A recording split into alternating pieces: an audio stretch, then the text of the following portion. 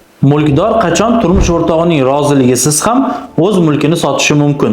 Oila kodeksi va fuqarolik kodeksiga ko'ra, umumiy birgalikdagi mulk sotilgan taqdirda yoki boshqacha bir tasarruf qilingan taqdirda umumiy birgalikdagi mulkning ishtirokchilari bir-birlariga rozilik berishlari shart hisoblanadi.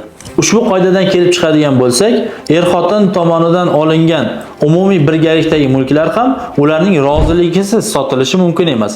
Ammo quyidagi holatlarda er-xotin bir-birini roziligisiz ham o'zlariga tegishli mulklarni sotishlari mumkin.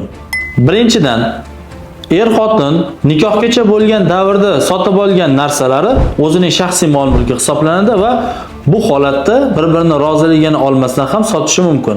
Bundan tashqari, nikoh tuzilganidan keyin ham meros yoki hadya shartnomasi asosida ularga mol-mulk tegishli bo'lgan bo'lsa, mazkur mol-mulklarni ham er-xotin bir-birini roziligisiz sotish huquqiga ega.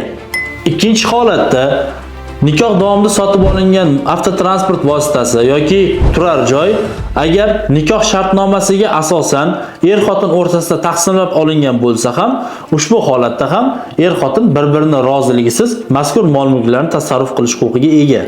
Uchinchi holatda er-xotin o'rtasidagi mol-mulkni taqsimlash bo'yicha sud hujjati yoki notarial tartibda tasdiqlangan boshqacha bir kelishuv mavjud bo'lgan taqdirda ham ushbu mol-mulklar er-xotinning o'zining shaxsiy mulki hisoblanadi va ushbu holatda er-xotin bir-biridan roziligisiz ushbu mol-mulklarni tasarruf qilishi mumkin. Yuqorida sanab o'tilgan holatlardan boshqa barcha holatlarda er-xotinning umumiy birgalikdagi mulki ularning bir-birining roziligisiz tasarruf etilishi, ya'ni garovga qo'yilishi, sotilishi, ayirboshlashi, ijaraga berishi yoki tekin foydalanishga berilishi mumkin emas.